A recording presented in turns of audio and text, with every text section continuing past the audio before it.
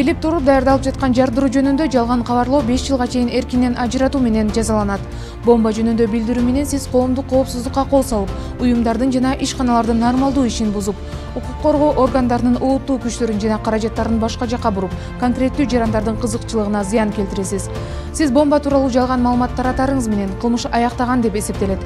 Мындай кылмыштар ар кандай жазалышы мүмкүн. Ооз-2, жазуу, уюлдук телефон менен чалуу, интернет мейкиндигиндеги билдирүү. Көп учурда маалымат жашыруун берилет, бирок кылмыш жаза жоопкерчилиги үчүн кылмышкер өзү жөнүндө маалымат бердиби же жок, бул маанилүү эмес.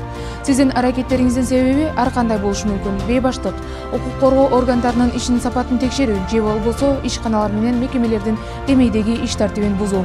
Жыйынтык бул Кыргыз Республикасынын Кылмыш жаза кодексинин 259-беренесинде каралган кылмыш билип туруп даярдалып жаткан жардыруу, өртөө же адамдардын курман болуу же болбосо башка оор залал болуу коркунучун жаратуу, башка аракеттер жөнүндөгү жалган кабарлоо 5 жылга чейинки мөөнөткө эркиндигинен ажыратууга жазаланат.